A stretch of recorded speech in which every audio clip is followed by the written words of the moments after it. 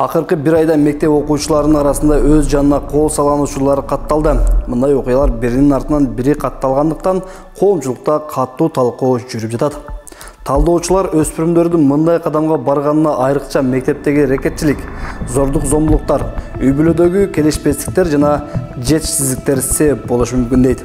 Алгач биз бир ай ичиндеги катталган окуялар тууралуу кеп кылабыз. Окуучулардын кээ бири өз жанына кол салса, ал эми кайбири уур токмоктон каза болгону айтылып жатат. Бир ай ичинде эле уур токмоктон өлкө боюнча каза болгон 3 учур катталган. Январдын этегинде Кант шаарында 16 жаштагы бала таяк жеп, өзүнө келбей ооруканада көз жумган. Бишкекте болсо 8 класстын окуучусу ажатканада сабалып, 4 февралда ооруканада өмүрү менен кош айтышты. Мындан аз өтпөй 12 февралда Кара Суу районундагы 9 класстын окуучусу мушташтан каза болгон. Дагы бир нече бала жабыркаган. Бул окуялар коомчулукка чыкканы гана, ким билет дагы канчасы көмүскөдө калган. Так айтуу кыйын. Зордук зомбулук көрсөткөн окуялар бир гана балдардын арасында эмес, кыздардын арасында дагы катталган учурлар бар. 2024 жылдын 19 декабрында Ноокат районунда 10 класста окуган кыз сабалып, мурду сынып, жаракатынан улам операция болгону тууралуу маалымат тараган. Кыздын апасы видео кайрылуу жасап, анда кызын өзүнүн эле классында окуган классташ кыздары көп убакыт бою басынтып келишкенин айткан. Менин кызым уур токмоктун астында калып, мурдунан жаракат алды. Мурду сынып, операция болду азыркы күндө. Өлкөнүн эртеңки келечеги болгон өспүрүмдөрдүн мындай жолдорго барышына эмне түрткү болуп жатат? Канткенде мындай окуялардын алдын алса болот? Мына ушул суроолордун айланасында кеп кылабыз. Алда биз менен бирге болуңуз. Ички иштер министрлиги өспүрүмдөр арасындагы мындай жүрөк үшүн алган окуялар мурдагы 5 жылга салыштырмалуу бир топ кыскарганын айтууда. Ошентсе да, министрлик мындай жоруктардын алдын алып, басынтууга кабылган окуучулар менен анонимдүү иштешүү үчүн мектептерге кутуучуларды орнотуп, мындан сырткары электрондук денеликтер аркылуу да тыгыз иштешүүдө. Мектептер рекетчиликте, бул рекетчиликтин дагы баягы салыштырмалуу бир 5 жыл мурун алсак абдан көп болчу. Баягы иш козголуп сотко кеткен учурлар. Азыркы күндө жок деп айта албайм, айрым мектептерде бар бул нерсе.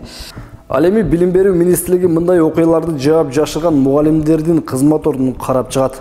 Биз эми ар бир адам, ар бир кызматкердин, ар бир мугалимдин өзүнүн түз милдеттери болот. Ошо мектеп учурунда тилекке каршы бизде айрым учурларда мектепте болгон окуяларда дагы ошол болгон кылмышты баягы мектептин репутациясы кетпесин же болбосо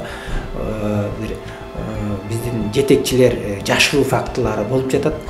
Ал боюнча да териштирүү иштери жүрүп атат. Мына өзүңөр угуп көрүп жатасыздар. Айрым учурларда райондук жетекчиликтен ошол соцпедагог класс жетекчиге чейин кызмат орду каралып жатат.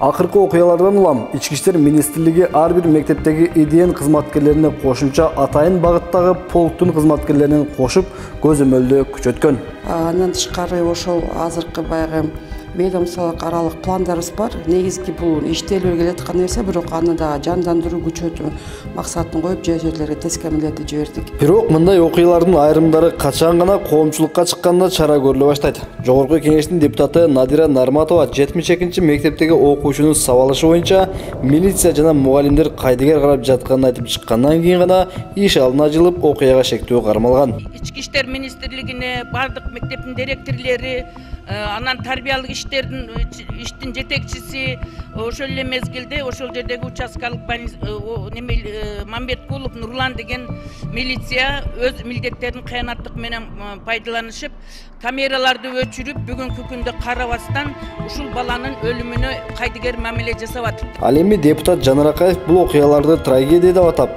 министрлер кабинетин бул боюнча чукул жыйын өткөрүүгө чакырды. Мына жаштар саясаты сиз бүт министрликтер ушул боюнча иштеп, премьер-министр чукул жыйын өткөрүш керек эле. Эмне үчүн өткөрбөй атасыздар? Алмаз Акунжанович. Министрлер кабинетинин төрагасы бардык министрликтердин чакырып жыйын өтүш керек. Бул трагедия. Жыл башында 6 министрликтин катышуусунда жыйындар өткөрүлүп, жерлерде кылмыштуулуктун алдын алуу боюнча түшүндүрүү иштери жүргүзүлүп келет. Бирок ага карабай ата-энелер жана коом дагы бул маселе менен күрөшүш керек дейт Билим берүү жана илим министрлигинин уюштуруу жана тарбиялоо бөлүмүнүн башчысы.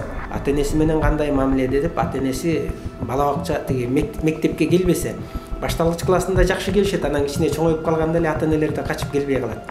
Ошон үчүн алар мектепке барып жеринде алар менен ары кемиси менен иш алып барат. Жанагы мен жогоруда айткан тизмедеги орусча группа риска деп коебуз, тобокел тобундагы балдардын тизмеси өзүнчө болот. Анан ата энелер айрым учурда ушу чочулашат, менин баламды эмне ал тизмеге киргизип койдуң депчи. Эми биз өзүбүздүн атайын талаптар бар.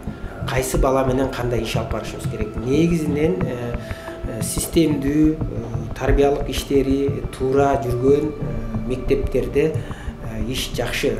Психолог Гүлзат Исабекова өспүрүмдөрдүн мындай окуяларга баруусуна телефондогу ар кандай оюндар чоң таасирин берип жатканын айтып, ата-энелер баласынын жаштайынан эле телефонун оолап кармашы керек дейт. Биз балага телефонду өзүбүз берип коюп көндүрүп атпайбызбы? Башынан эле кичинекей кезден эле. Азыр 1 жаштагы бала билет. Сүйлөй элек, бирок телефон чукулаган билет. Кантип күзгөндү, кантип YouTubeга киргенди билет.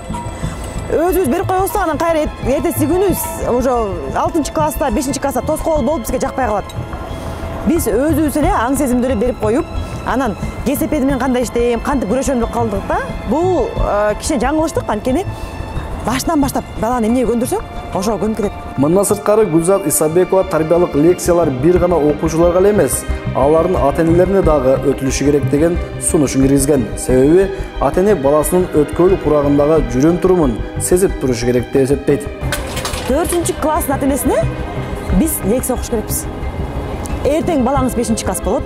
Эртең балаңыз переходный возраст жанагы өткөл курактын 1-кадамын аттайт. Ошондо кандай өзгөрүүлөр болот, ошого эмнеге даяр болушубуз керек деп лекция окуй атам. Ар бир мектептин ата-энесин чогултуп алып. Азыркы учурда барбы мектепте ушундай? Жок да.